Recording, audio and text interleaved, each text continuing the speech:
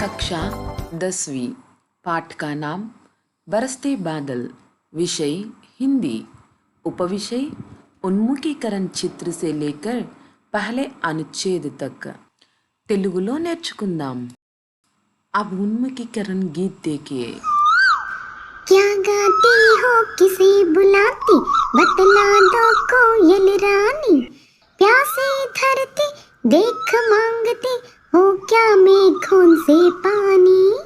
దీని మీనింగ్ ఏంటంటే, క్యా గాతీ హో ఏమిటి పాడుతున్నావు, కిసే బులాతి ఎవరిని పిలుస్తున్నావు, బతిలాదో కోయల రాణి చెప్పు ఓ కోకిల రాణి, ప్యాసీ ధరతి దేఖ్ మాంగతి ప్యాసీ ధరతి అంటే దాహంతో ఉన్న ఈ భూమిని చూసి, ఓ మేఘోన్సే పాని అడుగుతున్నావా మేఘాల నుంచి నీరు ఇమ్మని అంటే వర్షం కురిపించమని. ఈ విధంగా ఉన్ముఖీకరణలో ఇచ్చినటువంటి ఈ గీతను బట్టి మనకేమర్థమవుతుంది?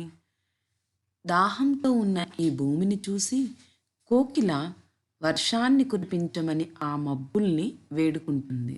ఇప్పుడు మనం ఈ గీత్కి సంబంధించి కిందన కొన్ని క్వశ్చన్స్ అడిగారు కదా, అవి చూద్దాం. మీటే గీత్ కౌన్ గాతీ హై, తీయని పాటలు ఎవరు పాడుతున్నారు? జీ హా, కోయల్. మీటే గీత్ కోయల్ గాతీ హై. ప్యాసీ ధరతి పానీ కిస్సే మాంగ్తీ హై, దాహంతో ఉన్న ఈ భూమి నీరు ఇవ్వమని ఎవరిని అడుగుతుంది? జీ హా, మేఘోన్సే. प्यासी धरती मेघों से पानी मांगती है. बादल प्रकृति की शोभा बढ़ाते हैं. कैसे? మబ్బులు ఈ ప్రకృతి యొక్క అందాన్ని పెంచుతాయి. ఎలా? जी हाँ, बादल ప్రకృతి की शोभा बढ़ाते हैं. మబ్బులు ప్రకృతి యొక్క అందాన్ని పెంచుతాయి. జైసే ఎలా అంటే, बादलों के कारण वर्षा होती है और वर्षा के कारण धरती के चारों ओर हरियाली छा जाती है. మబ్బుల వల్ల వర్షము కురుస్తుంది. వర్షం కురవడం వల్ల భూమి యొక్క నలువైపులా హరియాలి అంటే పచ్చదనము, ఛా జాతీ హై అంటే వ్యాపిస్తుంది. అంతేకాకుండా వర్షాకే సమై ఝర్నే అంటే సెలయేర్లు, నద్యా నదులు, और तालाब చెరువులు బహుత్ సుందర్ దిక్తే హై అంటే అవి వర్షం నీటితో నిండి అందంగా కనిపిస్తాయి. ఈ విధంగా మబ్బులు వర్షాన్ని కురిపించి ఈ ప్రకృతిని అందంగా ఉంచుతుంది గనుక ఈ పాఠం పేరు బరస్తే బాదల్ అని పెట్టారు. अब हम बरसते बादल कविता का उद्देश्य देखेंगे. प्रकृति के प्रति काव्य रचनाओं के प्रोत्साहन के साथ साथ सौंदर्य बोध कराना, मनोरंजन की भावना जगाना और प्रकृति संरक्षण के लिए प्रेरित करना इसका उद्देश्य है. బరస్తే బాదల్ అంటే కురిసే మబ్బులు అనే పాఠం తాలూకా ఉద్దేశం ఏమిటంటే, ప్రకృతికి ప్రతి ప్రకృతి పట్ల కావ్య రచనాంకే ప్రోత్సాహన్ కే సాత్ సాత్, కావ్య మీన్స్ పోయమ్స్, రచించాలి అనే ప్రోత్సాహాన్ని పిల్లలకి ఇవ్వడంతో పాటు సౌందర్యబోధకరాన ప్రకృతి యొక్క అందాన్ని అనుభూతి చెందే విధంగా వాళ్ళకి అవకాశాన్ని కల్పించాలి. మనోరంజన్కి భావన జగాన, వర్షం టైంలో పడవలు విడిచిపెట్టడం, తడవడం, ఆడుకోవడం, అలా ఎంటర్టైన్మెంట్ని కలిగించే భావనని కూడా వాళ్ళలో మేల్కొల్పాలి. అంతేకాకుండా ప్రకృతిని సంరక్షించాలి అని ప్రేరణని వాళ్ళలో కల్పించాలి. పశువులు, పక్షులు, మనము ఇంత ఆనందంగా ఆరోగ్యంగా జీవిస్తున్నామంటే ఈ ప్రకృతే, సో దీన్ని కాపాడడం మన కర్తవ్యం అనే భావాన్ని వాళ్ళలో కలిగించడం ఈ పాఠం తాలూకా ఉద్దేశ్యం. అబ్ విదా విశేష్ देखिए. బరస్తే బాదల్ కవితా పాఠ है. ఇది ఒక కవితా పాఠము. कविता भावनाओं को उदात्त बनाने के साथ साथ सौंदर्य बोध को भी సజాతి సంవార్తి హై అంటే కవితా భావాల్ని ఉదాత్ అంటే గ్రేట్, ప్రసిద్ధ, ఫేమస్ చేయడంతో పాటు సౌందర్య బోధకు బి సజాతి సంవార్తి హై అందంగా అలంకరించడం కూడా జరుగుతుంది. ప్రస్తుత్ కవిత నాద్ కే సాత్ గేయ యోగ్య హై. ప్రజెంట్ మనం చెప్పుకోబోయే బరస్తే బాద్ నాద్ అంటే ధ్వని, కే సాత్ గేయ యోగ్య హై అంటే ఆ ధ్వనితో పాటు పాడదగ్గదిగా ఉంటుంది. ఇస్మే అనుప్రాస్ కా సుందర్ ప్రయోగ్ హై. అనుప్రాస్ అలంకారాన్ని చాలా అందంగా ప్రయోగించారు. అంటే वर्ण की आवृत्ति से जब काव्य की शोभा बढ़ाई जाती है तो वहाँ అనుప్రాస్ అలంకార్ హోతా హై. ఎప్పుడైతే వర్ణని రిపీటెడ్గా వాడుతూ ఉంటామో దానివల్ల ఆ పోయంకి అందం పెరుగుతుందో దాన్ని అనుప్రాస్ అలంకార్ అని అంటాము. ఇది మనం పోయం చెప్పుకున్నప్పుడు చూద్దాం. అబ్ కవి పరిచయ देखिए. प्रकृति के बेजोड़ कवि माने जाने वाले सुमित्रानंदन पंत का जन्म सन 1900 में అల్మోడా మే హువా. అంటే ప్రకృతిని వర్ణించడంలో సాటి లేని కవిగా పేరు పొందినటువంటి సుమిత్రానందన్ పంత్ గారి జన్మ బర్త్ ఎప్పుడు జరిగిందంటే సన్ 1900లోని ఆల్మోడా అనే జిల్లాలోని జరిగింది. ఉత్తరాఖండ్లోని ఈ ఆల్మోడా జిల్లా చూస్తున్నారు కదా మ్యాప్, అక్కడ ఉందన్నమాట. అతనే సుమిత్రానందన్ పంత్ గారు. साहित्य लेखन के लिए इन्हें साहित्य अकादमी, सोवियत रूस और ज्ञानपीठ पुरस्कार दिया गया. इनकी प्रमुख रचनाएं हैं वीणा, ग्रंथि, पल्लव, गुंजन, युगांत, ग्राम्या, स्वर्ण किरण, कला और बूढ़ा चांद तथा चिदंबरा आदि. इनका निधन 1977 में हुआ. ఇతను 1977 సంవత్సరంలో మరణించారు. अब विषय प्रवेश देखिए. वर्षा ऋतु हमेशा सबकी प्रिय ऋतु रही है. वर्षा के समय प्रकृति की सुंदरता देखने लायक होती है. पेड़ पौधे, पशु पक्षी, मनुष्य और यहाँ तक कि धरती भी खुशी से झूम उठती है. इसी सौंदर्य का वर्णन यहाँ किया गया है.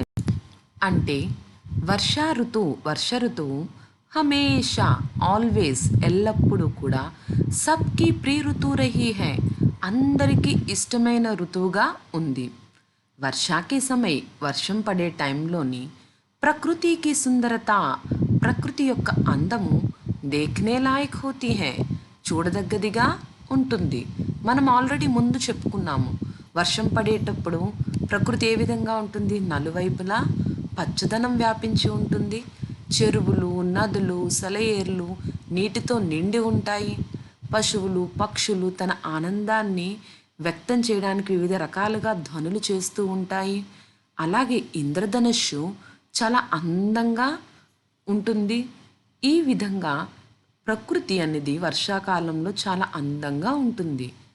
పేడ్ పౌధే చెట్లు మొక్కలు, పశుపక్షి పశువులు పక్షులు, మనుషులు और यहाँ तक कि ఇంకా చెప్పుకోవాలి అనంటే ధరతీ భీ భూమి కూడా ఖుషీ సే ఝూమ్ ఉఠ్తీ హై ఆనందంతోని చిందులు వేస్తుందంట. ఇసీ సౌందర్య కా వర్ణన్ యహా కియా గయా హై. ఈ అందాన్ని మనం బరస్తే బాదల్ పోయంలోని చాలా అద్భుతంగా वर्णिंचारो. कविता को पढ़ने से पहले हम इस चित्र के बारे में बातचीत करेंगे. पहले चित्र देखिए. టెక్స్ట్ బుక్లో ఉన్నటువంటి ఆ పిక్చర్ని అందరూ చూడండి. ఏమేమి కనిపిస్తున్నాయి? జీ హా, పహాడ్ అంటే కొండ, ఉస్కా సమానార్థి శబ్ద్ పర్వత్, గిరి. పేడ్ అంటే చెట్టు, ఉస్కా సమానార్థి శబ్ద్ వృక్ష్ యా పాదప్. घास అంటే గడ్డి, ఉస్కా సమానార్థి శబ్ద్ తృణ్ యా కుష్. ఇక్కడ ఒకటి గుర్తుంచుకోండి, ఒత్తు ఖాతోని షా వస్తే ఐ మీన్ ఖుష్ వస్తే హ్యాపీనెస్, కుష్ వస్తే అది గడ్డి అని అర్థము. అంటే అల్పప్రాణ్ కుష్ అయితే గ్రాస్, మహాప్రాణ్ ఖుష్ మీన్స్ హ్యాపీనెస్. ఘర్ మీన్స్ ఇల్లు, దానికి సమానార్థి శబ్ద మకాన్ గృహ. పానీ కి ధార అంటే పానీ కా ప్రవాహ, నీటి ప్రవాహము. బూంద్ అంటే నీటి బిందువులు అని, బిందు యా జల్కన్. మేఘ్ అంటే మబ్బులు, దానికి समानार्थी शब्द घन बादल. अब बताइए कि इस चित्र में बच्चे क्या कर रहे हैं. ఈ పిక్చర్లోని పిల్లలు ఏం చేస్తున్నారు? इस चित्र में बच्चे वर्षा को देखकर खुश हो रहे हैं और नाचते हुए अपने आनंद को व्यक्त कर रहे हैं. ఈ పిక్చర్లోని పిల్లలు వర్షాన్ని చూసి చాలా ఆనందిస్తున్నారు. ఆ ఆనందంలోని బయటకు వచ్చి నాట్యము చేస్తున్నారు. అయితే విషయ ప్రవేశ్ని, ఈ చిత్రని చూసిన తర్వాత మీకేమనిపిస్తుంది? जी हाँ, बरसते बादल कविता में विषय प्रवेश और इस चित्र से संबंधित सभी विषय शामिल होते हैं. అంటే మనము చెప్పుకోబోయేటటువంటి బరస్తే బాదల్ కవితలోని విషయ ప్రవేశలో ఏ విషయాలైతే మనం తెలుసుకున్నామో అవన్నీ, మరియు చిత్రపటంలోని ఏ ఏ విషయాల గురించి అయితే మనం చర్చించామో అవన్నీ కూడా ఇంక్లూడ్ అయ్యి ఉంటాయి. ఇప్పటి వరకు మనం నేర్చుకున్న విషయాల్లోని కవి పరిచయకి సంబంధించి 4 మార్క్స్ క్వశ్చన్ అనేది వస్తుంది. సో ఇప్పుడు 4 మార్క్స్ క్వశ్చన్ మనం ఏ విధంగా రాస్తే 4 out of 4 వస్తాయో చూద్దాం. बरसते बादल कविता के कवि कौन है और उनके बारे में आप क्या जानते हैं. बरसते बादल కవిత కవి పేరేంటి మరియు అతని గురించి మీకేమి తెలుసో రాయమంటున్నారు. అలా ఇచ్చినా లేదా ప్రకృతి కే బేజోడ్ కవి సుమిత్రానందన్ పంత్ జీ కే బారే మే లిఖియే. ప్రకృతిని వర్ణించడంలో తనకి తానే సాటి అని పేరు తెచ్చుకున్నటువంటి సుమిత్రానందన్ పంత్ గారి గురించి మీకేం తెలుసో రాయండి అని అన్నప్పుడు ఇలా రాయాలి. ఫస్ట్ కవితా కా నామ్ లిఖియే, కవిత పేరు రాయండి. కవితా కా నామ్ క్యా హై? బరస్తే బాదల్.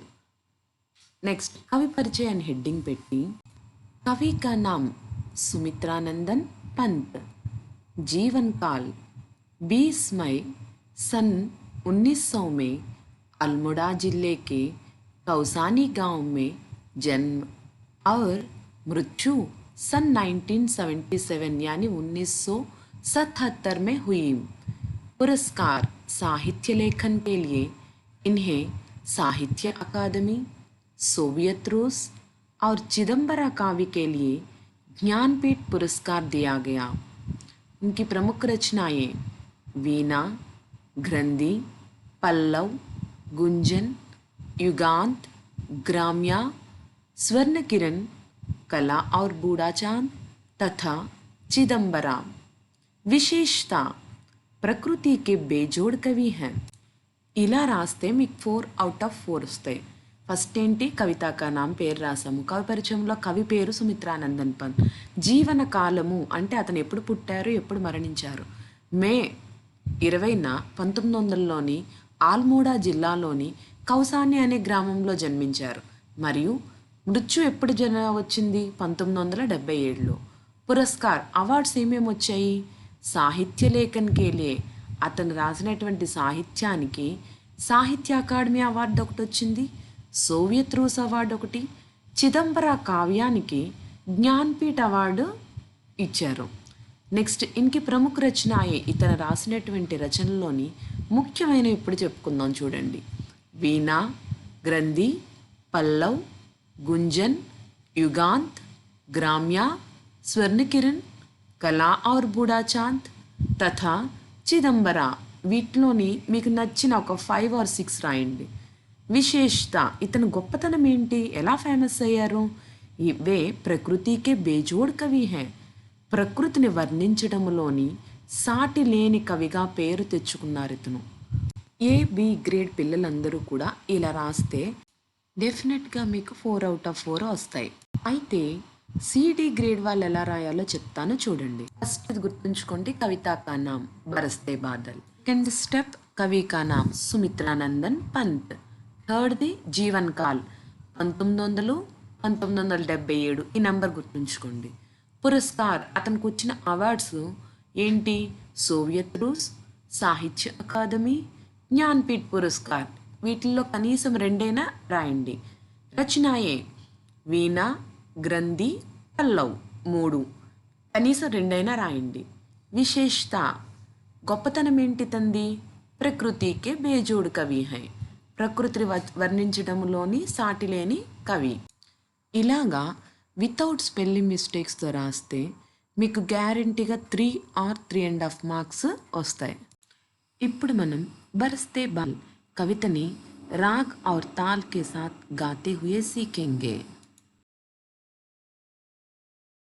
झम झम झम झम मेघ बरसते है सावन पे, झम झम झम गिरती बूंदे तारों से छनके, चम चम बिजली चमक रही रे उर्मे खनके, थम थम दिन के तम में सपने जगते मन के, थम थम दिन के तम में सपने जगते मन के, दादर टर टर करते चिल्ली बजती झंझन, म्याऊ म्याऊ रे मोर पियो पियो चातक के गन, उड़ते सोन मालक आठ सुख से कर क्रंदन, घुमड़ घुमड़ गिर मेघ गगन में भरते गर्जन, घुमड़ घुमड़ गिर मेघ गगन में भरते गर्जन, रिमझिम रिमझिम क्या कुछ कहते बूंदों के स्वर, रोम सिहर उठते छूते वे भीतर अंतर, धारा ओम पर धाराएं झरती धरती पर, रज के कन कन में तृण तृण को पुलकावली थर, रज के कन कन में तृण तृण को पुलकावली थर, पकड़वार की धार झूलता है मेरा मन, आओ रे सब मुझे घेर कर गाओ सावन, इंद्रधनुष के झूले में झूले मिल सब जन, फिर फिर आए जीवन में सावन मन भावन, फिर फिर आए जीवन में सावन मन भावन। बच्चों, अब हम गीत को सुने थे ना, अभी आप सभी लोग मेरे साथ गाइए. అంటే నేను ఇప్పుడు ఆదర్శ వాచన్ చేశాను. ఇప్పుడు మీరు అనుకరణ వాచన్ అంటే నేను పాడుతూ ఉంటే మీరు పాడాలి. तो शुरू कीजिए. ఇంకా అనుకరణ వాచన స్టార్ట్ చేయండి. झम झम झम झम मेघ बरसते है सावन पे, झम झम झम गिरती बूंदे तारों से छनके, चम चम बिजली चमक रही रे उर्मे खनके, थम थम दिन के तम में सपने जगते मन के, थम थम दिन के तम में सपने जगते मन के, दादर टर टर करते चिल्ली बजती झंझन, म्याऊ म्याऊ रे मोर पियो पियो चातक के गन, उड़ते सोन मालक आठ सुख से कर क्रंदन, घुमड़ घुमड़ गिर मेघ गगन में भरते गर्जन, घुमड़ घुमड़ गिर मेघ गगन में भरते गर्जन, रिमझिम रिमझिम क्या कुछ कहते बूंदों के स्वर, रोम सिहर उठते छूते वे भीतर अंतर, धारा ओम पर धाराएं झरती धरती पर, रज के कन कन में तृण तृण को पुलकावली थर, रज के कन कन में तृण तृण को पुलकावली थर, पकड़वार की धार झूलता है मेरा मन, आओ रे सब मुझे घेर कर गाओ सावन, इंद्रधनुष के झूले में झूले मिल सब जन, फिर आए जीवन में सावन मन भावन, फिर आए जीवन में सावन मन भावन. బహుత్ బడియా అంటే సూపర్, చాలా బాగా అనుకరణ వాచన చేశారు కదా. ఇప్పుడు మనము ఫస్ట్ స్టేంజా అంటే పెహలా పరిచ్ఛేద్ అర్ధ్ బతాతే హుయే భావ్ కో సీఖేంగే, అర్థాలు చెప్పుకుంటూ భావాన్ని పిక్చర్స్తో పాటు చూస్తూ నేర్చుకుందాం. యానిమేషన్ వీడియోస్ కూడా అందులో ఉన్నాయి, దాన్ని బట్టి కూడా మీకు మీనింగ్ ఈజీగా అర్థమైపోతుంది. చూస్తూ వింటూ నేర్చుకోండి. अच्छा बच्चों, कविता का भाव सीखने से पहले हम विधा विषय में जान चुके हैं कि इस कविता में अनुप्रास अलंकार का उपयोग किया गया है. पहले उसके बारे में जानकारी प्राप्त करेंगे. अनुप्रास अलंकार किसे कहते हैं? वर्ण या वर्णों के समूह को एक से अधिक बार उपयोग करते हैं तो उसे अनुप्रास अलंकार कहते हैं. इस अनुप्रास अलंकार का उपयोग करने से कविता की सुंदरता दुगना हो जाएगा. పిల్లలు, మనం విధా విషయంలో చెప్పుకున్నాం. బరస్తే బాదల్ కవితలోని అనుప్రాస్ అలంకారాన్ని ఉపయోగించారు. అసలు అనుప్రాస్ అలంకారం అంటే ఏంటి? ఒక వర్ణన్ కానీ వర్ణ యొక్క సముదాయాన్ని కానీ ఎక్కువసార్లు ఉపయోగిస్తే దాన్ని అనుప్రాస్ అలంకారం అని అంటారు. అనుప్రాస్ అలంకారం వల్ల కవిత యొక్క అందము రెట్టింపవుతుంది. బరస్తే బాదల్లో కూడా సుమిత్రానందన్ పంత్ గారు చాలా చోట్ల అనుప్రాస్ అలంకారాన్ని ఉపయోగించి ఈ కవిత అందాన్ని రెట్టింపు చేశారు. అవేంటో ఇప్పుడు మనము చూద్దాం. ఝం ఝం ఝం ఝం, ఛం ఛం ఛం, చం చం, థం థం, రిమ్ఝిం రిమ్ఝిం లాంటివి ఎన్నో ఇతను ఉపయోగించారు. ఇవి కవితని రాగయుక్తంగా పాడడంలోని ఉపయోగపడతాయి. ఇప్పుడు మనము కవిత యొక్క భావాన్ని తెలుసుకుందాం. ఝం ఝం ఝం ఝం మేఘ భరస్తే హై సావన్ కే. ఝం ఝం ఝం is the sound of heavy rain. పెద్ద వర్షం పడినప్పుడు సౌండ్ వస్తుంది చూడండి, ఝం ఝం ఝం ఝం అని. అబ్జర్వ్ చేశారా ఎప్పుడైనా? దానినే ఇక్కడ వర్ణించారు. మేఘ్, మేఘ్ మీన్స్ క్లౌడ్స్, మబ్బులు. ఘన్, బాదల్ అని అంటాము. బరస్తే అంటే కురవడము, మేఘాల నుంచి వర్షము కురవడము. అందుకే ఈ పాఠం పేరు కూడా బరస్తే బాదల్ అని పెట్టారు, అంటే కురిసే మబ్బులు అని. సావన్ అంటే శ్రావణ మాసము. చూడండి, ఇక్కడ ఇంకొకటి చెప్తాను. సావన్ అనేది తద్భవ రూపము, అంటే సంస్కృతంలోని ఉన్న పదాల్ని కొంచెం మార్పు చేసి ఉపయోగిస్తే దాన్ని తద్భవ రూపము అని అంటారు. అయితే ఈ సావన్కి తత్సమ రూపం ఏంటి? శ్రావణ్. తత్సమ రూపం అంటే ఏంటి? సంస్కృత పదాలని యాస్టీస్గా యూస్ చేస్తే వాటిని తత్సం శబ్దని అంటారు. ఈ విధంగా సావన్కి తత్సం రూపం అడిగితే మీరేం రాయాలి? శ్రావణ్ అని రాయాలి. శ్రావణ మాసంలోని మబ్బుల నుంచి వర్షము ఝం ఝం ఝం ఝం అంటూ కురుస్తుందంట. దీన్ని హిందీలో చెప్పుకుందాం చూడండి. సావన్ మాహ్ మే మేఘోన్ సే పానీ झम झम झम झम करके बरसते हैं. छम छम छम गिरती बूंदें तरों से छनके. छम छम छम गिरती बूंदें तरों से छनके. छम छम छम is the sound of raindrops which falls from tree. వర్షపు బిందువులు చెట్టు నుంచి పడతాయి కదా, ఆ సౌండ్ని ఇక్కడ కవిగారు వర్ణించారు. ఛం ఛం ఛం అని. గిర్తి మీన్స్ పడడం. బూందేం అంటే బిందువులు. బూంద్ అంటే డ్రాప్. బూందేం అంటే డ్రాప్స్, బహువచనం అనమాట. తరు మీన్స్ పేడ్, పాదప్ వృక్ష. ట్రీ చెట్టు అని అంటాము. తరుఓన్సే అంటే చెట్టు నుంచి, ఛన్కే, ఛన్ మీన్స్ సమయ్, క్షణ్ టైం కాలము.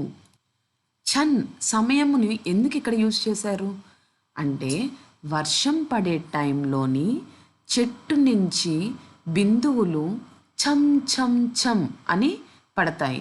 అబ్జర్వ్ చేయండి, నార్మల్ టైంలో ఎండలో నడుచుకొని చెట్టు నీడలో మీరు ఉన్నారనుకోండి, అప్పుడు బిందువులు ఛం ఛం ఛం అని పడతాయేంటి? పడవు కదా. సో ఇక్కడ ఛన్ ఎందుకు యూజ్ చేశారంటే వర్షం కురిసే టైంలో అని. చమ్ చమ్ బిజ్లీ చమక్ రహీ రే ఉర్మే ఖన్కే. చమ్ చమ్ మీన్స్ గ్లిటరింగ్, ధగ ధగ మెరియుట.